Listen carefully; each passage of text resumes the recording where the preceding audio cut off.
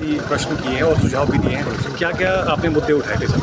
हमने स्वास्थ्य कर्मियों की कमी, संस्थानों की आधारभूत ढांचे और अस्पतालों में जो सामान खरीदा जाता है, चाहे वो दवाइयाँ हैं, चाहे वो कंबल हैं, बिस्तरे हैं, रज़ाई, ये बेडशीट हैं, इसको लेकर हमने बात कही। और कि भाई सरकार अगर सही मायने में प्रदेश के हित के लिए और लोगों के हित के लिए काम करना चाहती है तो किस तरह हम अपने खर्चों में कटौती करके बेहतर चीज़ें अस्पतालों में उपलब्ध करा सकते हैं। उन सारे विषयों को लेकर हमने सरकार को सुझाव दिए हैं कटौती प्रस्ताव के माध्यम से। अब उस पर अमल करना तो ये सरकार का विशेषाधिकार है और सरकार इनको पूरा करेगी नहीं करेगी तो आने वाले समय में मालूम पड़ेगा।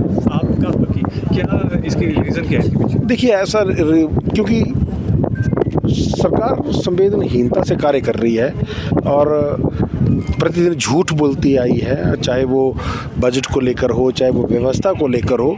तो भाई लोगों ने हमें चुनकर भेजा है और लोग बहुत उम्मीद से हमें यहाँ पर भेजते हैं कि ये सोच के कि ये व्यक्ति जो है वो हमारे क्षेत्र की आवाज़ उठाएंगे, ये हमारी समस्याओं के समाधान के लिए काम करेंगे।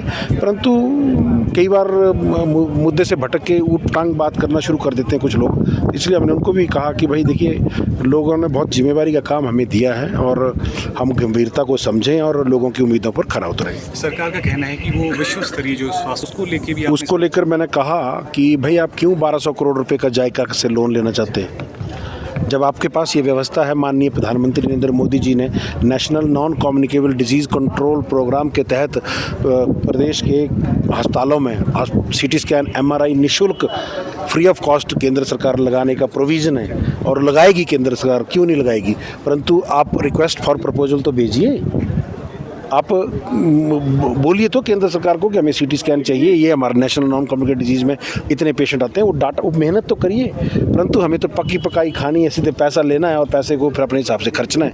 भाई आप, मेरा ये कहना है कि हम पैसा लेने की, केंद्र से पैसा लेने की और मांगने की बजाय हम केंद्र से सुविधाएं मांगें, फिर उसमें अगर केंद्र नहीं सहयोग करता तब ये बात कहे ना। ऐसे हमेशा केंद्र की आलोचना करना कि केंद्र सहयोग नहीं कर रहा, केंद्र सहयोग नहीं कर रहा। एक बात यहाँ बार बार कही जाती है कि RDG ग्रांट कम कर दी हमारी, प्रदेश में एक ऐसा नैरेटिव सेट करने का प्रयास है कि हमारा GST कंपनसेशन बंद कर दिया। मैं पूछना चाहता हूं आप सब लोगों के माध्यम से, प्रदेश भर के लोगों को, क्या 1 जुलाई 2017 को जब GST लागू किया गया था उस वक्त क्या केंद्रीय नेतृत्व और नरेंद्र मोदी जी को ये मालूम था कि 2022 में हिमाचल में सुक्खू जी जो मुख्यमंत्री बनने वाले हैं, इसलिए मैंने इनको कट कर रहे हैं। तो जो निर्णय केंद्र ने 1 जुलाई 2017 को GST लागू करती बार लिया, चाहे वो GST कंपनसेशन को लेकर था, चाहे वो RDG ग्रांट को लेकर था, वो एक निर्णय पूरे एक देश पर, भारत देश पर एक समान तरीके से लागू हुआ है।